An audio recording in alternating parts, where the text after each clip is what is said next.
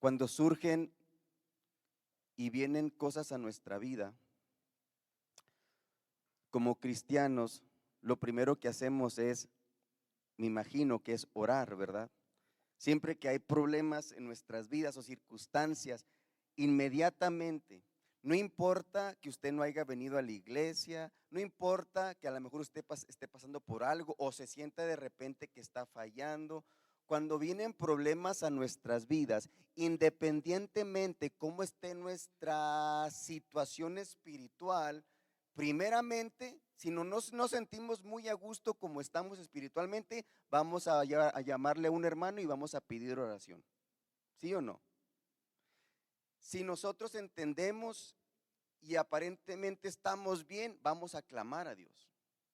Pero una de las reacciones como cristianos siempre es cuando viene un problema a nuestras vidas o una tragedia a nuestras vidas, siempre nos ponemos a orar y oramos, ¿verdad? Y tal vez recordemos uno de los versículos más conocidos de la Biblia, que es Primera de Tesalonicenses 5:17, que dice, ¿quién se lo sabe? Bueno, se lo voy a decir, orar sin cesar. Lo puede buscar ahí si usted quiere, orar sin cesar, dice Pablo a los tesalonicenses. Y esto de repente trae un poco, si nos ponemos a pensar y vemos las palabras orar sin cesar, de repente puede decir, ¿cómo? ¿Cómo está eso? ¿A poco nosotros estamos orando 24 horas al día? Orar sin cesar es no deje de orar. Entonces de repente trae confusión este texto a nuestras vidas, porque usted no va a estar 24 horas hincado orando. Usted no va a estar 24 horas con los ojos cerrados y hablándole al Señor, pues va a chocar, ¿verdad? O se va a caer. Entonces de repente tenemos que entender qué es lo que dice Pablo, orar sin cesar. Pablo no se está refiriendo a hablar sin pensar, sino a una actitud de conciencia y comunión con Dios en todo tiempo.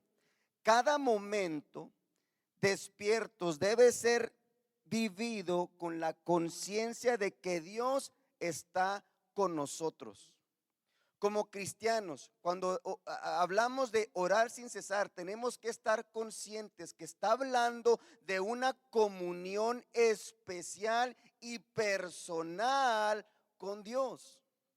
Orar sin cesar no quiere decir que le hablemos a toda la iglesia o a los pastores o a los líderes o a alguien, a un amigo a que le ayude a orar. Esto quiere decir orar sin cesar, quiere decir que nosotros mismos podemos estar en comunión conscientemente con Dios todo el día de nuestras vidas. ¿Cuántos me siguen? Cuando nuestros pensamientos se vuelven hacia las preocupaciones, hacia el temor, ¿sí? Cuando vemos las noticias, ¿verdad? De repente viene, ay, ¿esto qué quiere decir para la iglesia? ¿Y esto qué significa? Pues nada, que Cristo viene pronto. No quiere decir otra cosa más que Cristo viene pronto. Pero cuando nuestros pensamientos se vuelven a las preocupaciones, al desánimo, al enojo, debemos estar conscientes y rápidamente convertir esas preocupaciones en meditaciones a Dios. ¿Sí? El enemigo, fíjese muy bien, el enemigo hace esta cosa, hace esto. Estamos queriendo avanzar y hacer todo lo que se nos aconseja en la iglesia, en lo que leemos, en los devocionales. Queremos, de repente viene una conciencia a querer estar conectados con Dios. ¿Y qué hace el enemigo? Le pone pensamientos de preocupación. Le ponen pensamientos de que cómo puedes estar orando y teniendo paz cuando te duele el estómago, te duele el pie o el piecito o la cabeza. Entonces quiere que usted esté pensando en las preocupaciones lejos de que usted esté orando. Entonces nosotros cuando entendemos eso, debemos de cambiar esos pensamientos negativos a una adoración y una alabanza. ¿Sí me entiende cómo? En su carta a los Filipenses, Pablo nos ordena dejar de estar ansiosos. Vaya conmigo a Filipenses 4:6, vamos a estar leyendo así rapidito. Dejar de estar ansiosos y que en cambio sean conocidas, escuchen muy bien, vuestras peticiones delante de Dios en toda oración y en todo ruego con acción de gracias. Apúntelo si quiere, Filipenses 4:6. ¿Sí? Él nos dice esto, Pablo dice a los filipenses esto. Sean conocidos lejos de estar preocupados, lejos de estar ansiosos, sean presentadas delante del Señor nuestras preocupaciones, nuestras peticiones, con toda oración, en oración y en ruego. Él enseñó a los creyentes de Colosas a perseverar en la oración, velando en ella con acción de gracias. Colosenses 4:2. Pablo también exhortó a los creyentes en Efesios 6:18, a ver la oración como una arma para usar en la lucha y en las batallas espirituales. Él escribió esto, Efesios 6:18, orando en todo tiempo. ¿Cuándo? En todo tiempo, con toda oración y súplica,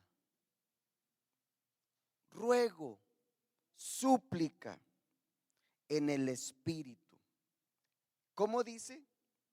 Otra vez, orando en todo tiempo, con toda oración y súplica en el cuerpo, cuando se hinca, cuando levanta sus manos. No, en el Espíritu. Esto quiere decir que en todo momento de nuestras vidas podemos estar orando sin cesar en nuestro espíritu. De repente se me pregunta, oiga, hermano o pastor, ¿cómo le hago si yo quiero ayunar y orar los miércoles, pero trabajo? Muy sencillo.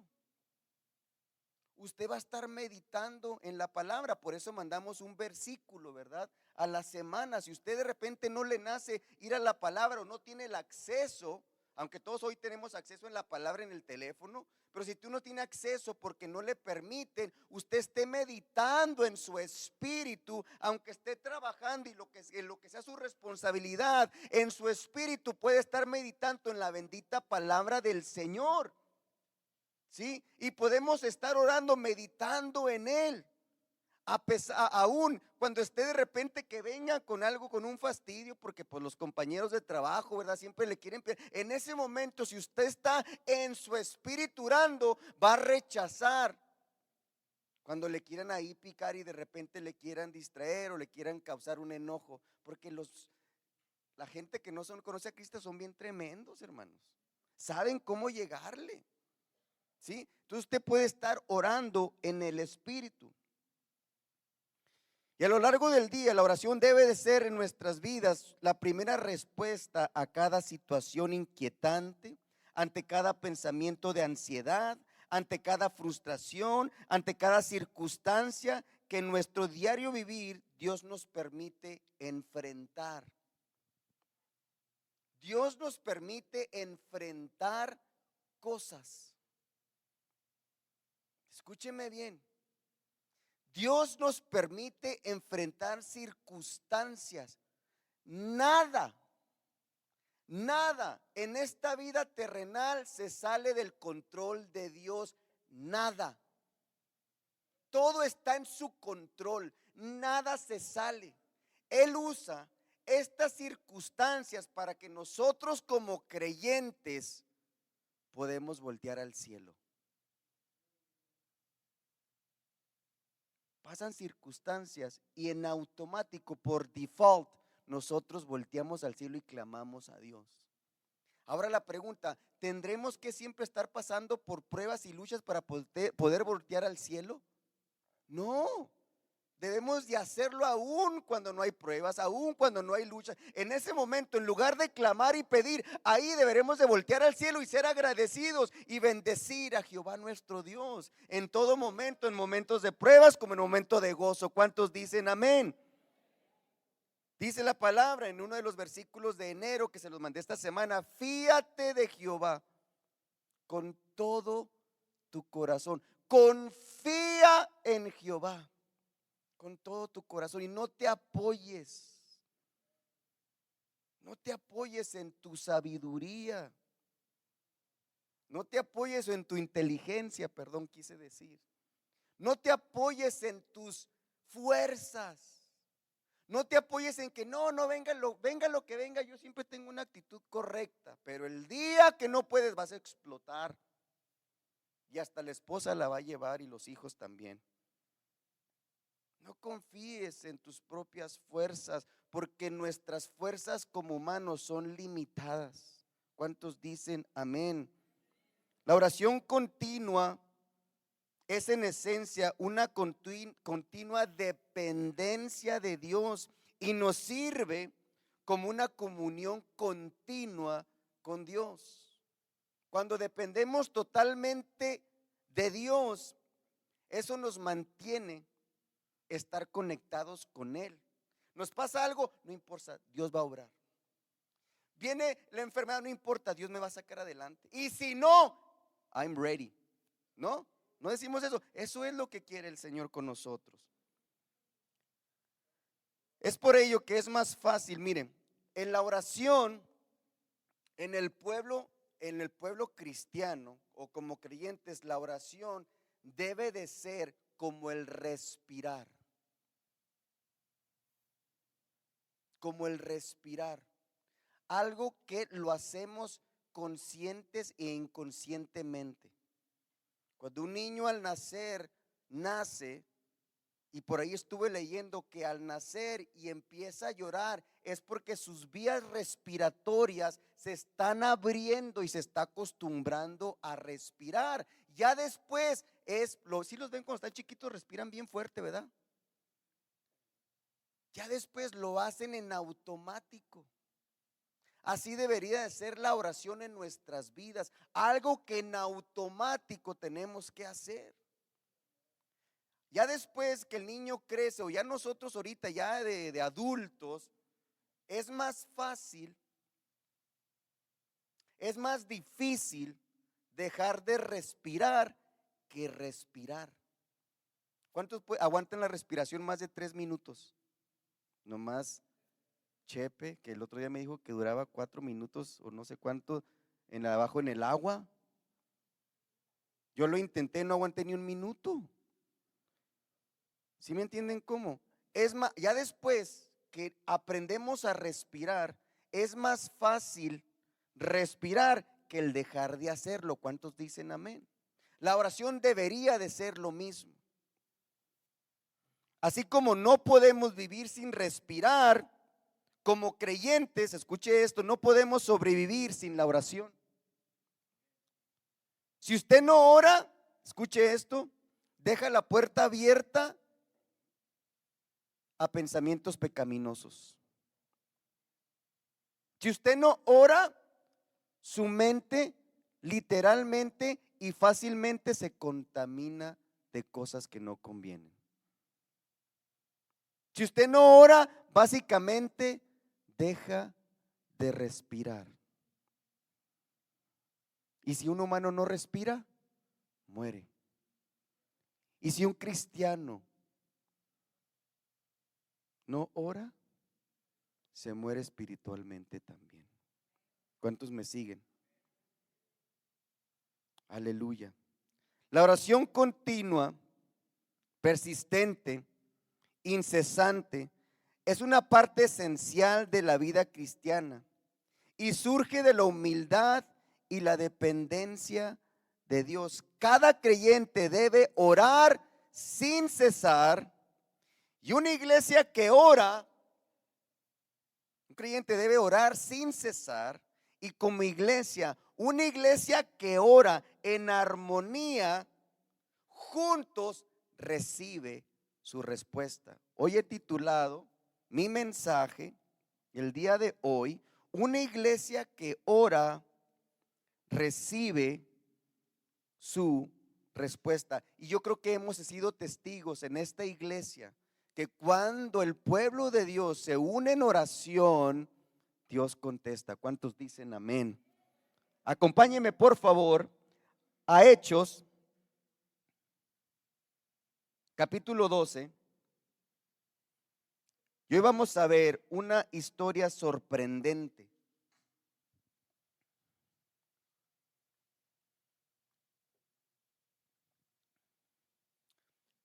Hechos capítulo 12, versículo 1 en adelante.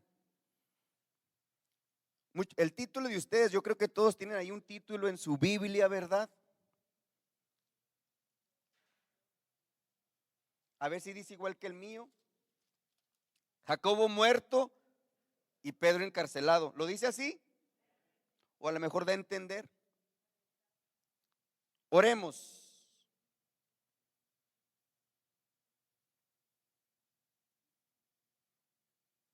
Leamos, perdón, me equivoqué.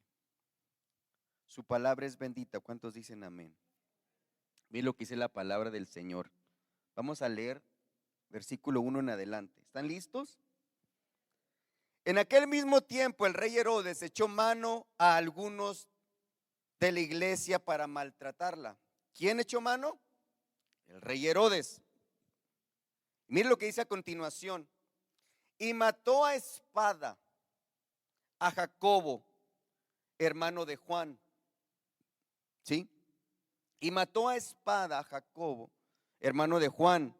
Y viendo que esto había agradado a los ¿quién? A los judíos, procedió a prender también a Pedro. Era entonces los días de los panes sin levadura, Pascua, y habiéndole tomado preso, le puso ¿en dónde? En la cárcel. Y entregándole a 4 grupos de 4 soldados cada uno, ¿sí? Para que lo custodiasen, y se proponía sacarle al pueblo después de la Pascua, ¿sí? Así que Pedro estaba custodiado en la cárcel. Léalo conmigo a continuación. ¿Qué dice? Pero la iglesia hacía ¿qué?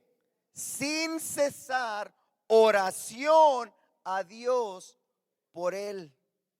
En otra versión dice, y la iglesia oraba fervientemente. ¿Por quién? Por Pedro. ¿Sí? Mire acá, por favor. El rey Herodes. Todos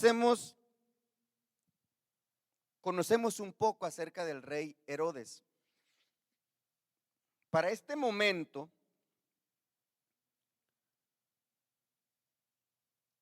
si recordamos un poquito lo que hemos estado aprendiendo, déjeme ordeno mis pensamientos bien. Hemos estado aprendiendo directamente lo que ha estado sucediendo en comienzo de la iglesia primitiva. Y hemos repetido muchas cosas. Yo creo que ya conocemos exactamente lo que había sucedido y lo que está sucediendo. La semana pasada les enseñé que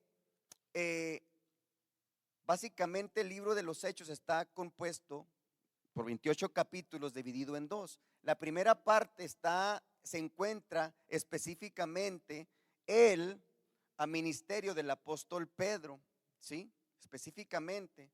Después de este capítulo 12, vamos a entrar de lleno a la vida y ministerio del apóstol Pablo.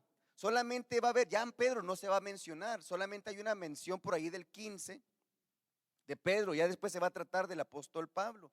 Hemos aprendido grandes historias y relatos bíblicos acerca de acontecimientos importantes que sucedieron en el principio de la iglesia primitiva, ¿sí? Conocimos perfectamente cómo un hombre llamado Esteban, conocido como el primer mártir de la iglesia, fue apedreado por presentarse valientemente ante el grupo religioso de Jerusalén. Entendimos eso, ¿verdad? Y entendimos también perfectamente que a través de esa muerte, que fue terrible y triste para el grupo que comenzaba, nos dimos cuenta a través de la palabra que esto fue y sirvió para que el evangelio se esparciera por toda Judea y Samaria. Y ahí entra Felipe, uno de los 7, igual que Esteban, cómo lleva el evangelio, y se le conoce como Felipe el evangelista, cómo a través de su vida lleva el evangelio a los samaritanos, unos judíos que eran rechazados por el pueblo de Israel, porque eran mestizos. Entendimos bien todo eso. Y cómo a través de su predicación y del Espíritu Santo se rompe la barrera que había entre ellos y llegó el evangelio a los samaritanos. Aprendimos acerca de eso. Aprendimos que como el apóstol Pedro lleva el evangelio a un gentil llamado Cornelio, centurión romano, y lleva el evangelio a un gentil, ¿sí? Pero entendiendo bien que este gentil, Cornelio, era temeroso de Dios. Entonces, era gentil, pues, y pagano, entre comillas, porque él servía al Señor. Dice que Dios se agradó de sus ofrendas, ¿sí?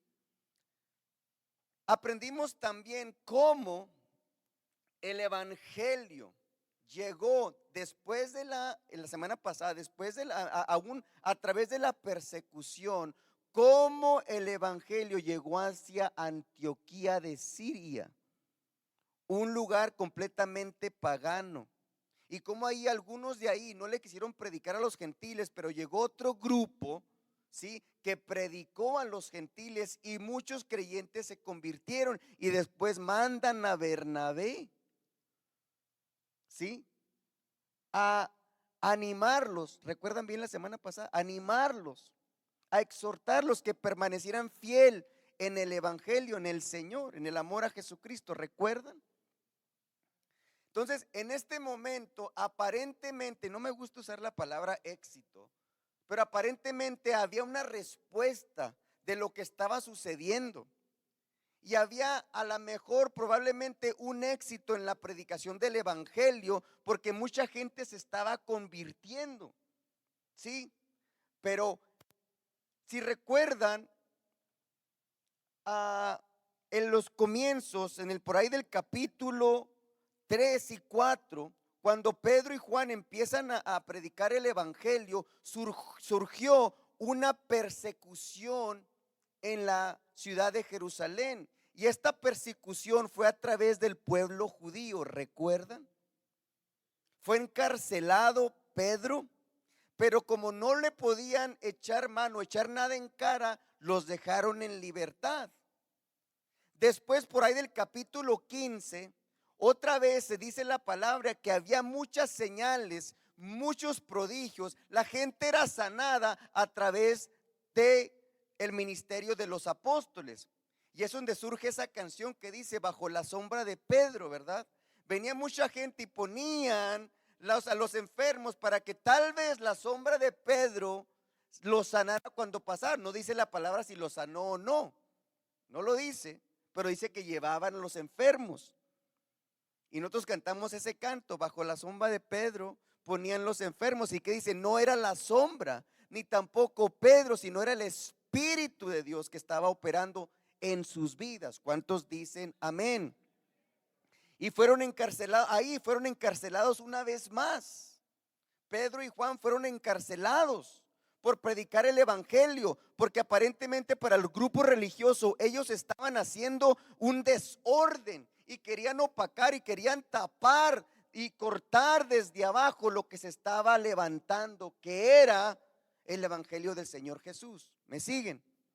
Y fueron encarcelados, pero como una obra divina, un ángel abrió las puertas, ¿sí? Y ellos escaparon, salieron de estar encarcelados. ¿Vamos bien? ¿Me siguen? Ok, entonces, ahora cuando volvemos al texto que dice, en aquel mismo tiempo, después de todo esto, que había un aparente éxito de la predicación del evangelio, ¿sí? Dice, en aquel mismo tiempo, el rey Herodes echó mano a algunos de la iglesia para matarles. Primeramente, eran perseguidos por el mismo pueblo judío. Aquí ya se metió el gobierno, ¿sí? Aquí ya se metió el gobierno. ¿Por qué le digo esto? Porque si recordamos, ¿sí? Desde un principio, regresando a Herodes el Grande no era judío, era idumeo. Y eso se los enseñé. Recuerden en un mensaje, creo que fue donde toqué acerca de Herodes, en un mensaje, no seas fariseo, y después expliqué todo esto. Herodes el Grande no era judío, era idumeo. Y toda la familia herodiana buscaban más el reconocimiento político que el reconocimiento de Dios. Si regresamos a los evangelios, Herodes el Grande, cuando llegan los magos, perdón, no los magos, los sabios del oriente a presentarse con Herodes el Grande y le dicen, ¿dónde está el rey de los judíos que ha nacido? Porque vimos su estrella en el oriente y hemos venido a adorarle. Imagínese el rey que fue seleccionado y puesto ahí por el gobierno romano como rey del pueblo de Israel, y vienen unos sabios a presentarse y decirle, ¿dónde está el rey de los judíos que ha nacido? Oye, espérame tantito, yo soy el rey. ¿A qué se refiere el rey que ha nacido? Yo soy el rey. Y si va a haber un sucesor después de mí, no va a ser un judío, va a ser alguien de mi propia casa. ¿Me siguen? ¿Qué es lo que hizo Herodes cuando se van los sabios del oriente? Mandó matar a todos los niños hasta 2 años. ¿Recuerdan? El pueblo, perdón, la familia de Herodes siempre buscó el reconocimiento. Es por eso que Herodes el Grande reconstruyó el templo de Jerusalén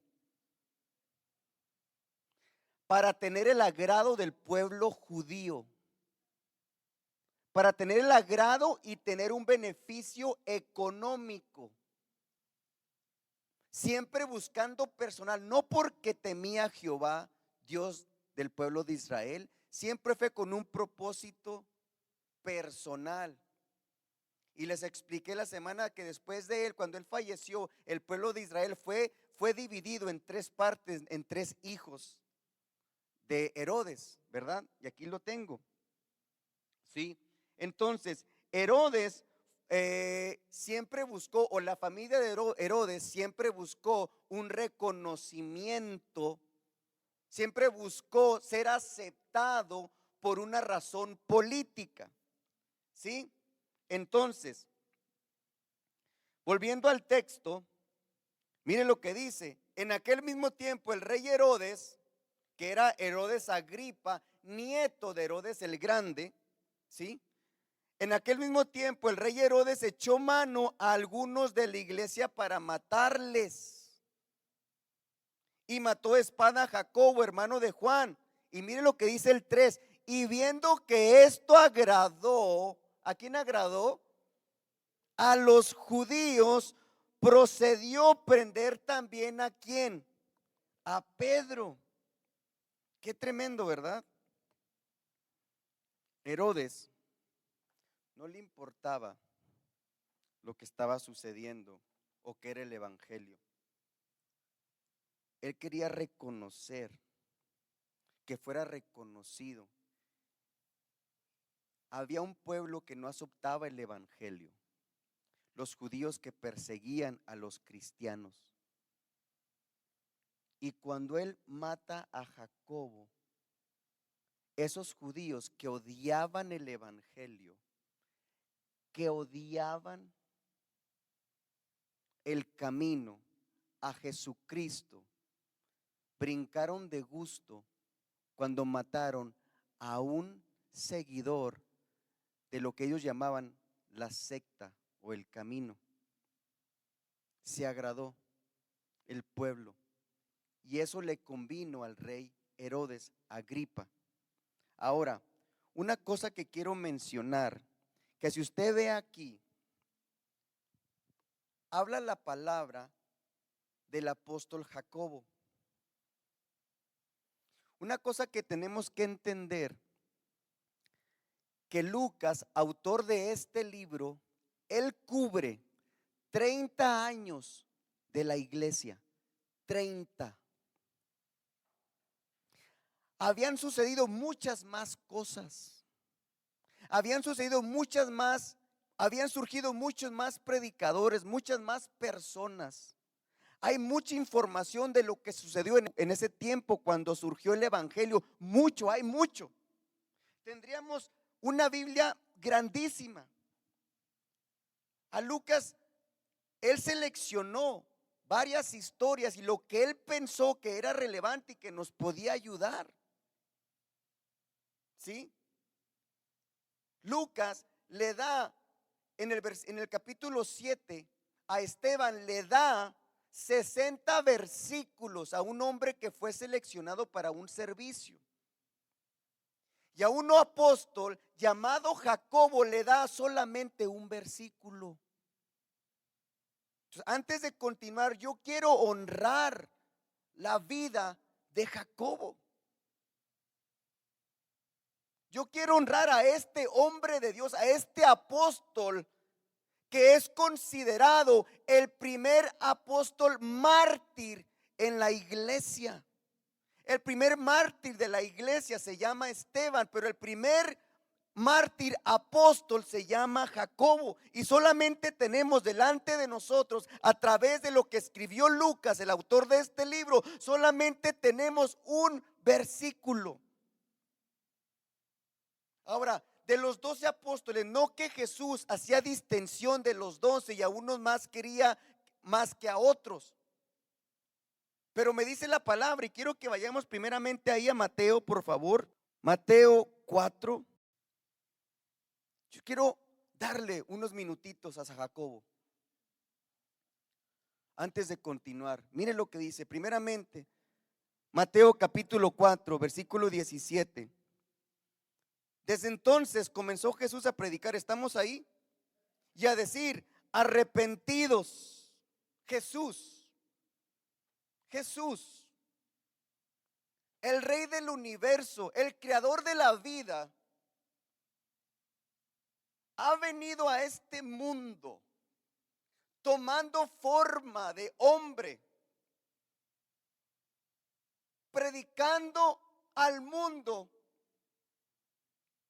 que el reino de Dios se ha acercado a través de su vida y que aún como pecadores nosotros, usted y yo, podemos llegar ante la presencia de Dios a través de su ministerio. Arrepentidos porque el reino de los cielos se ha acercado. Yo estoy aquí para acercarlos. He venido a este mundo para hacer el vínculo que conecta a la humanidad pecadora con un Dios. Y a través del arrepentimiento podemos ser parte de una vida eterna en la gloria de Dios. Arrepentidos porque a través de mí se ha acercado el reino de los cielos. Versículo 18, andando Jesús junto al mar de Galilea, vio a dos hermanos, Simón llamado Pedro y Andrés su hermano, que echaba la red en el mar porque eran pescadores. En el pueblo de Israel, cada niño que nacía era llevado a la escuela para que meticulosamente estudiaran la Torá. Y estos niños se la aprendían de memoria. Pero cuando los líderes religiosos y los maestros no veían una capacidad de entendimiento, estos niños eran regresados a sus familias para tomar el lugar como trabajadores del oficio de la familia. En este caso, el oficio de la familia de Pedro y Andrés era ser pescadores. Hombres aparentemente comunes, hombres que no tenían la capacidad de entender más allá la ley, eran mandados, aparentemente rechazados, y servían y vivían. Ya no iban más a la escuela desde niños, se ponían a trabajar con sus padres. Algo tremendamente humilde. Pero aquí tenemos al rey de la vida, al creador de la vida, el creador del universo, que se despojó a sí mismo para tomar forma de siervo y ha venido a la tierra y no se enfoca y no pone su mirada en grandes conocedores de la ley. No pone su mirada en personas que podían representar de mejor manera el evangelio de Cristo. Él se enfoca en unos niños, en unos jóvenes que fueron rechazados para representar el amor de Jesús a toda la humanidad entera. Personas comunes como usted y como yo, que Dios escoge para un propósito divino. Pasa por ahí.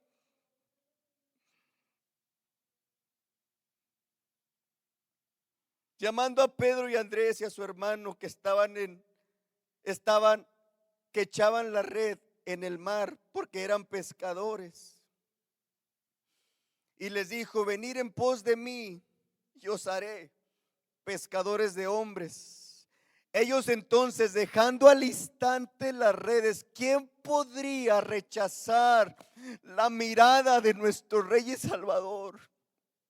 ¿Quién podría darle la espalda a alguien que no me imagino su mirada penetrante, que a la vez de respeto y a la vez le mostraba respeto, admiración y a la vez amor? No puedo distinguir en mi mente, no me da abasto para entender cómo sería la mirada del maestro.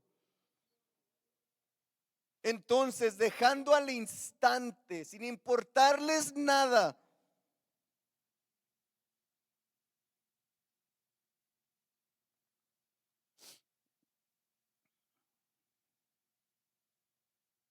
le siguieron. Versículo 21. Pasando de ahí, vio a otros dos hermanos, Jacobo, hijo de Zebedeo, y Juan su hermano, en la barca con Zebedeo su padre, que remaban sus redes, y los llamó. Ellos, dejando al instante la barca y a su padre y a su familia,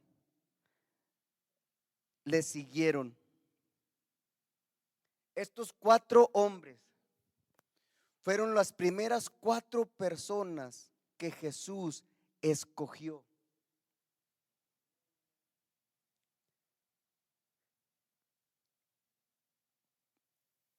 Y Lucas nos presenta un versículo donde él muere. Uno. Al leer esto yo dije: ¿esto cómo es posible? El primer apóstol muerto a espada, decapitado. Pero miren quién era Jacobo. Vaya conmigo rapidito a Marcos 5:36. Por eso le digo, no que Jesús hizo distinción, pero sí, al momento de ver a los 12, sí llamaba a 3, siempre. Cuando resucita a la hija, cuando Jesús resucita a la hija de Jairo, Marcos 5:36, dice: pero Jesús, luego que oyó lo que se decía, dijo al principal de la sinagoga, a Jairo: no temas. Después que vinieron a decirle que su hija, dijeron: no molestes más al maestro, su hija ha fallecido, ya déjalo. Pero miren lo que hace Jesús: no temas, cree solamente. Y no permitió que le siguiera nadie sino Pedro, Jacobo y Juan. en la transfiguración. Mateo 17, 1 y 2. 6 días después Jesús tomó a Pedro y a Jacobo y a Juan. Siempre escogía a estos tres. Siempre. Y los llevó aparte a un monte alto y se transfiguró delante de ellos, delante de Pedro, de Jacobo y de Juan. Y resplandeció su rostro como el sol y sus vestidos se hicieron blancos como la luz. En el Getsemaní, en el momento más angustioso del Señor Jesús como humano, en el Getsemaní, Mateo 26, 36, dice: entonces llegó Jesús con ellos al lugar que se llamaba Getsemaní, con los 12, y dijo a sus discípulos, escuche esto, sentados aquí, entre tanto que voy allí y oro. Y tomando a Pedro y a los dos hijos de Zebedeo, o sea, a Jacobo y a Juan.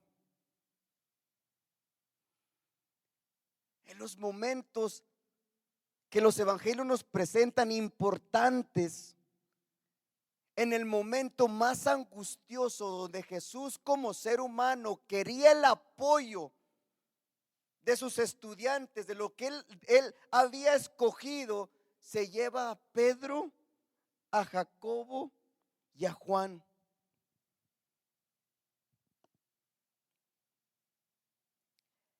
En Marcos 10, 35, Juan y su hermano Jacobo vinieron a Jesús pidiendo ser sus dos ayudantes mayores. Jesús les contestó, Marcos 10, 35, ¿no sabéis lo que pides? ¿Pidéis beber del vaso que yo bebo? ¿O ser bautizado con el bautismo con que yo soy bautizado? Jacobo y Juan realmente no sabían lo que decían. Replicaron, sí, Señor, estamos dispuestos.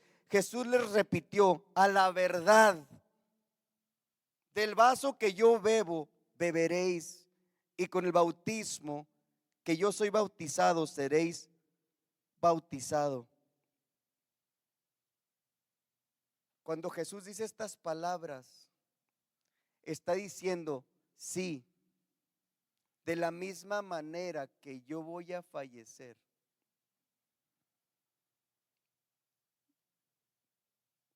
ustedes van a padecer.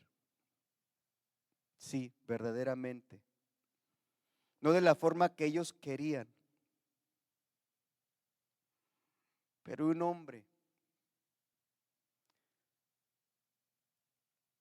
humilde, pescador de oficio, seleccionado por el mismo creador del cielo para un propósito divino, iba a ser muerto, iba a ser decapitado por el amor a su maestro.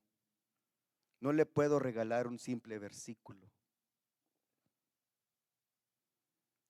Estuve leyendo en un libro, una historia que dice que cuando Jacobo fue capturado y fue presentado para ser sentenciado, lo llevaba el guarda, iba con él, siempre era asignado un soldado y lo llevaba. Y el soldado, mientras sucedía todo esto, el soldado veía con qué valentía él. Imagínense, aquí lo dice y fue matado, pero imagínense cuando fue capturado, niega al Jesús. Él valientemente decía que no. Él valientemente luchaba, nunca negar a su maestro. Y cuando este soldado vio la fe y cómo con valentía amaba a Jesús, y con valentía cómo se presentaba a no negar la fe que él predicaba,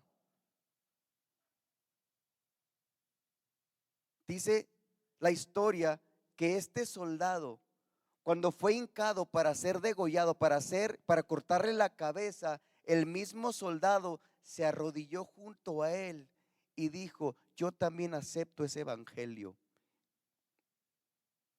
Y los dos fueron decapitados.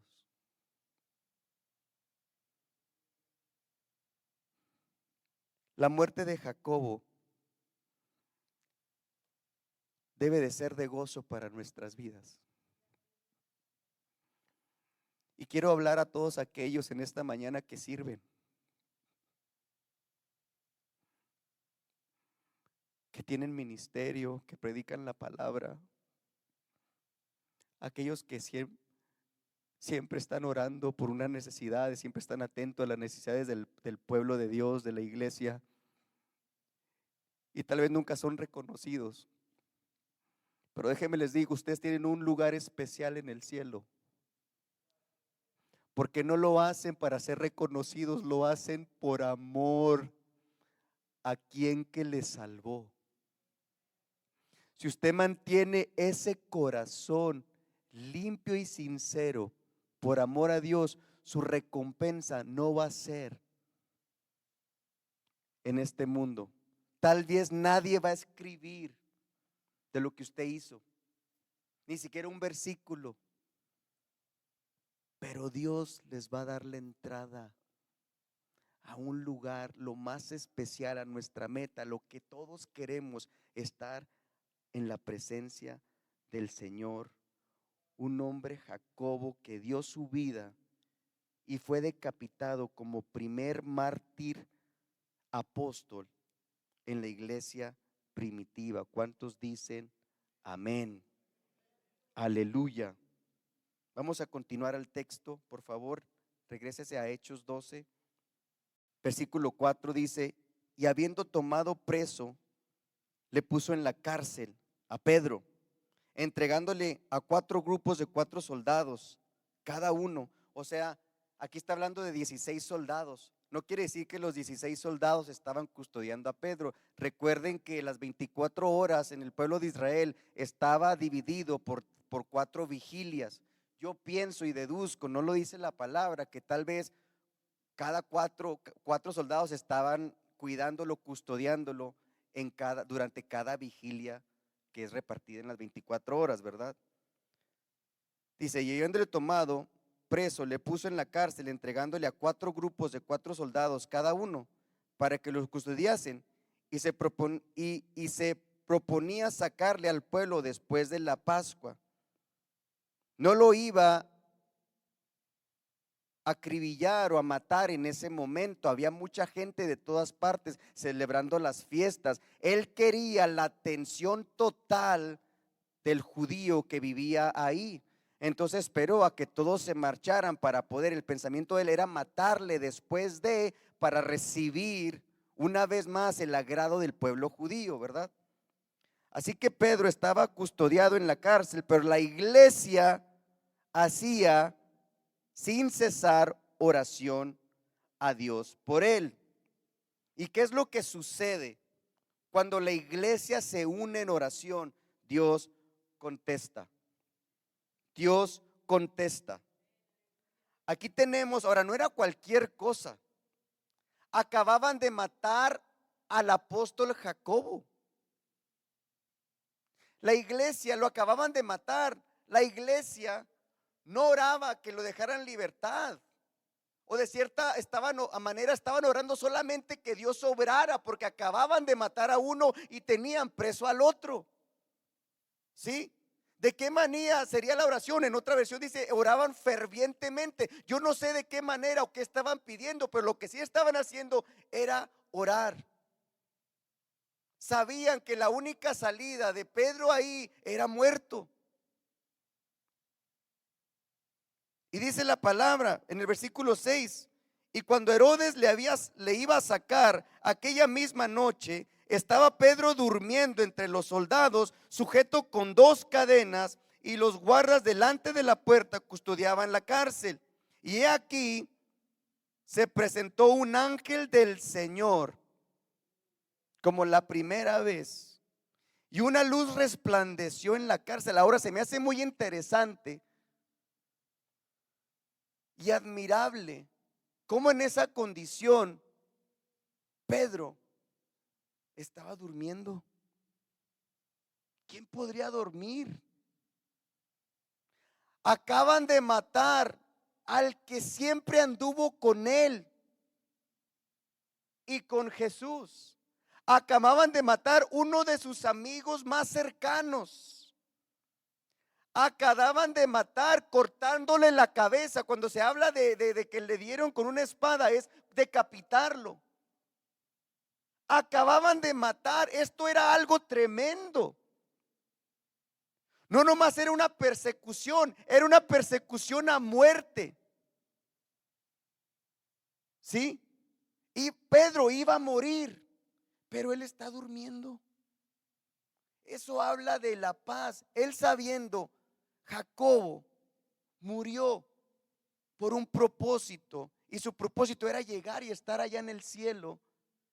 Pedro había sido perseguido, él no entendía lo que iba a suceder después. Él también, yo creo que ya estaba listo para irse a la presencia del Señor. ¿Sí me entienden? Y dice, ¿qué dice? 7.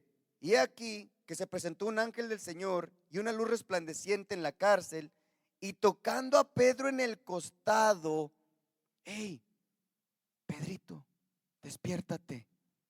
Le despertó diciendo, levántate pronto. Se me hace también ahí como que de repente digo, a ver, ¿qué está diciendo Lucas aquí? Como que una luz resplandeciente, pero no se despertó nadie. Ni Pedro se despertó. ¿Sí? Despiértate, levántate pronto. Y las cadenas se le cayeron de las manos, y le dijo el ángel, cíñete, o sea, cámbiate y átate las sandalias. Y lo hizo así, y le dijo, envuélvete en tu manto y sígueme. Y saliendo le seguía, pero no sabía que era verdad lo que hacía el ángel, sino que pensaba que veía una visión. No le caía el 20 lo que estaba pasando. Y habiendo pasado la primera y la segunda guardia, llegaron a la puerta de hierro que daba a la ciudad, la cual se les abrió por sí misma. Y saliendo pasaron una calle, y luego el ángel se apartó de él. Entonces en ese momento a Pedro le cae el 20, reacciona. Entonces Pedro, volviéndose en sí, dijo, ahora entiendo verdaderamente que el Señor ha enviado a un ángel y me ha liberado de la mano de Herodes, que estaba a punto de matarme, y de todo lo que el pueblo de los judíos esperaban. ¿Qué esperaba el pueblo judío? Regocijarse por la muerte del segundo apóstol. Es lo que esperaba el pueblo. 12.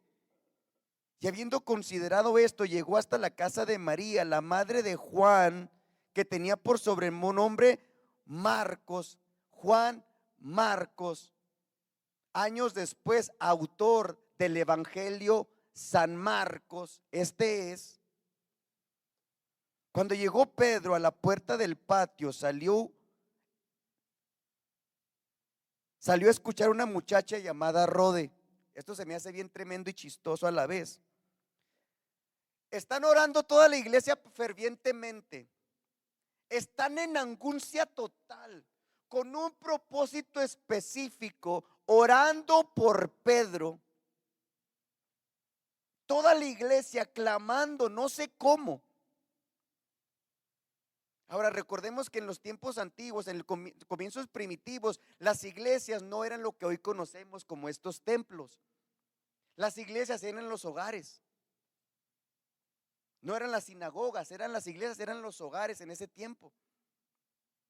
Entonces dice, está toda la iglesia orando, ¿en dónde? En la casa de María. ¿Quién es María? La mamá de Juan Marcos. ¿Quién es Juan Marcos? El autor del Evangelio San Marcos, ¿sí? Que es pariente de Bernabé. Y después lo vamos a entender todo eso. Entonces está toda la iglesia orando específicamente por Pedro, no sabiendo cómo, si por ser liberado o simplemente que el Señor lo ayudara, o no sabemos cómo. Están orando ahí fervientemente día y noche, y llega Pedro y toca la puerta, y esta muchacha Rode no le cree que es él. Cori, ¿te la creíste cuando Dios te sanó? Batallaste, ¿verdad? Rode. De repente estamos orando y el Señor hace la obra y es tan milagroso el asunto que ni nosotros nos la creemos, ¿verdad? Ese es Dios.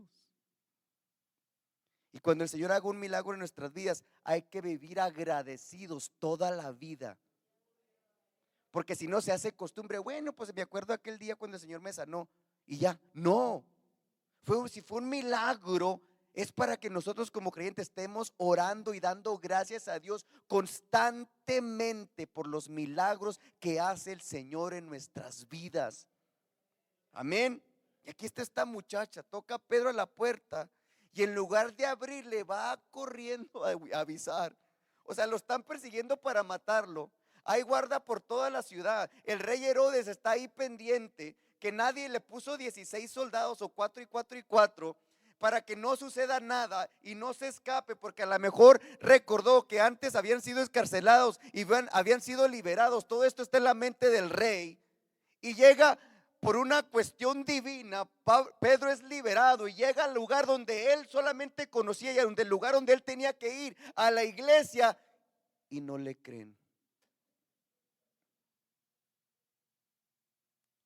¿Sí? Y lo le dicen, cuando va y les dice, Pedro está a la puerta, versículo 15.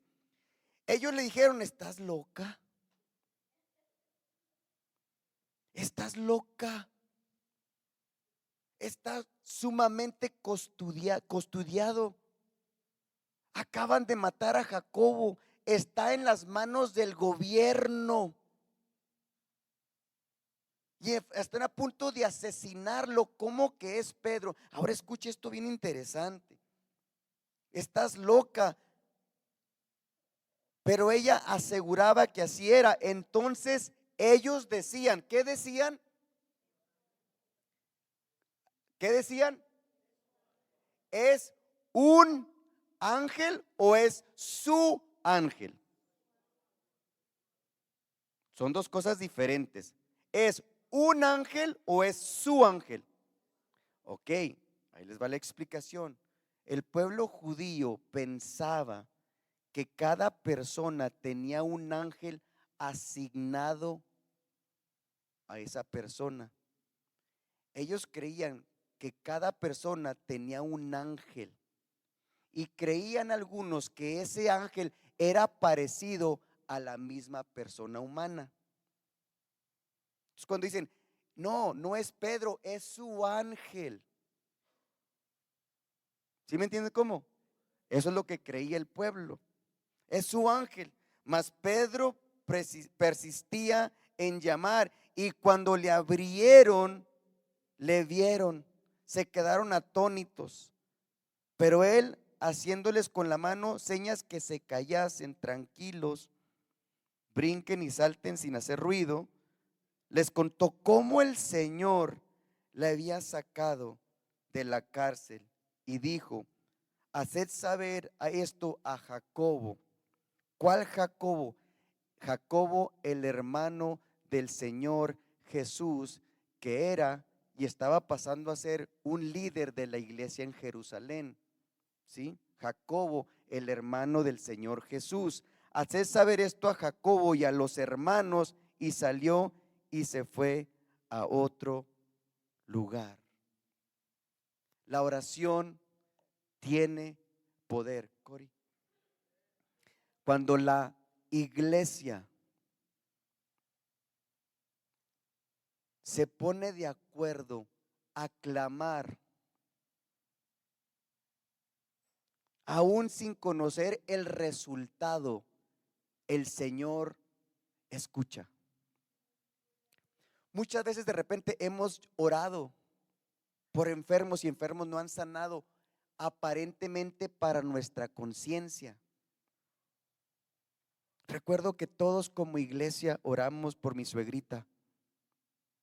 Orábamos sin cesar y ayunábamos por su sanidad. ¿Eso qué quiere decir? ¿Que el Señor no contesta? Sí contesta. ella fue sanada 100% al cerrar sus ojitos en este mundo. Cada persona que ha partido de esta tierra, no quiere decir que el Señor no contestó su oración. Sabe lo que hizo esa oración cuando oramos todos juntos por ella. Sabe lo que hizo esa oración como iglesia. Sostuvo a una mujer llamada Corina, a un hijo llamado Daniel, a un hijo llamado Emanuel. Esas oraciones fueron quien la tuvo de pie por muchos días. De repente no es el resultado que nosotros esperamos, pero nada se sale del control de Dios. ¿Qué es lo que quiero expresarle en esta mañana? Dos cosas. No deje de orar. Aunque no vea el resultado delante de usted, no deje de orar. Ni pida al Señor que tome control de su situación, porque nada se sale del control de Dios. Nada.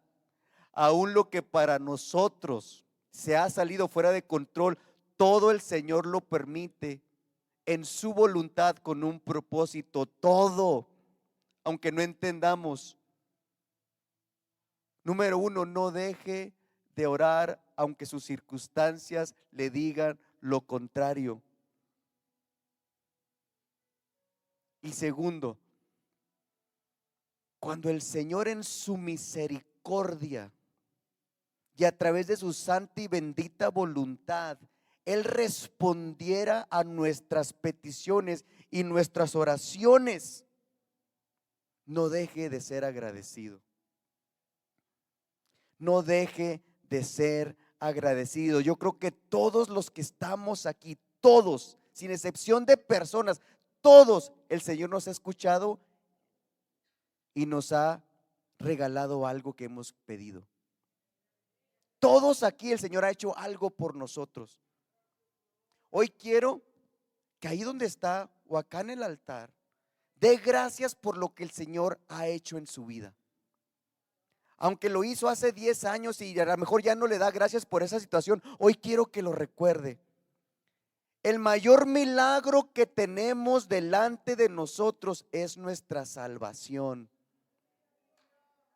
Déselo fuerte, sí, ¿por qué no le damos un fuerte al Señor? El mayor milagro que tenemos en nuestras vidas es ser salvos por causa de su sacrificio, ser salvos por su amor, que no le importó venir a dar su vida por nosotros, sin importar nuestro oficio, sin importar nuestras circunstancias, sin importar nuestro pecado. Dios nos da la oportunidad de salvación y ya depende de cada persona. En México, en Estados Unidos, en el Caribe, en Sudamérica, en Norteamérica, en el sur, en Israel. Ya depende de cada persona en lo personal que le aceptemos a Él, a Jesucristo como Rey y Salvador. Depende de nosotros. Incline su rostro, por favor. El altar está abierto. Puede quedarse ahí también. Siempre haga estas dos cosas. No deje de orar. Y si el Señor ha hecho algo, cualquier cosa por nosotros que en nuestro momento veíamos como imposible, agradezca a Dios porque nos escuchó y nos sigue escuchando. Ya nos vamos. Mire, otra oración contestada aquí caminando delante de mí, que se encuentre con dolorcito, pero aquí está en la casa de Dios, haciendo un esfuerzo de estar aquí. Incline su rostro, por favor. Señor, te damos muchas gracias en esta mañana, Señor, primeramente por el privilegio de estar en tu casa. Te damos muchas gracias, Señor, porque de repente a nosotros se nos olvida, Señor, lo cuán bueno y grande has sido tú para nuestras vidas. Y a través de los años se nos olvida cómo tú has cuidado individualmente de nosotros, has cuidado de nuestros matrimonios, has cuidado de nuestros hijos, nos has sanado de enfermedades, Señor, nos has librado de, Señor, de accidentes, Señor, nos has librado, Señor, de tal vez, Señor, morir de la muerte, nos has librado, Señor, y de repente se nos olvida lo tanto que has hecho por nosotros, mi Dios. Pero en esta mañana queremos y venimos con un corazón agradecido, Señor. Queremos agradecerte, Señor, por tu cuidado, Señor, porque nos has escogido, Señor. Te queremos agradecer, Señor, por morir por nosotros. Te queremos agradecer por perdonar nuestros pecados, por escogernos entre tanta gente, Señor, para venir ante tus pies con un propósito divino a pesar de nuestras circunstancias. Queremos agradecerte, Señor, de tantas veces, Señor, que nos hemos levantado o que hemos ido manejando y nos has librado de un accidente. Queremos agradecerte de tantas veces que nos has librado, Señor, de la maldad de este mundo, de personas que muchas veces han querido actuar con maldad, pero tú nos has librado. Quiero agradecerte por estar de pie en esta mañana, Señor. Quiero agradecerte por tu cuidado, Señor, en mi hogar. Quiero agradecerte, Señor, en tu cuidado por mis hijos. Quiero agradecerte, Señor, que aún por las circunstancias, Señor, tú me traes a tu casa, tú me dejas estar aquí, Señor.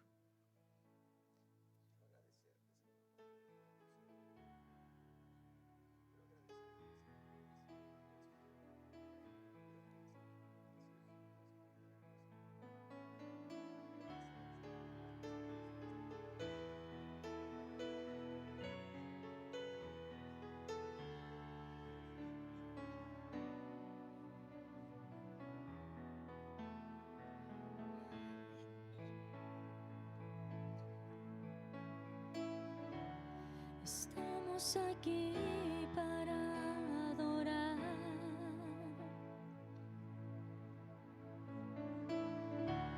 Mis manos comienzo a levantar.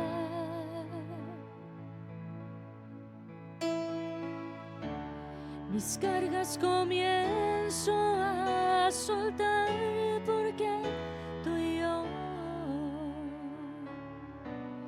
estamos aquí para adorar. Si empezamos a adorar, su presencia reina. Si empezamos a cantar, recibiremos nuevas fuerzas, y con fuerzas nuevas comenzamos a declarar que Dios lo hará, porque estamos aquí para adorar. Si empezamos a adorar, Adoramos. su presencia reina. Adoramos Si empezamos a cantar, adoramos y cantamos, recibiremos podemos sentir la bendita nuevas presencia del Señor. fuerzas, y con fuerzas nuevas comenzamos a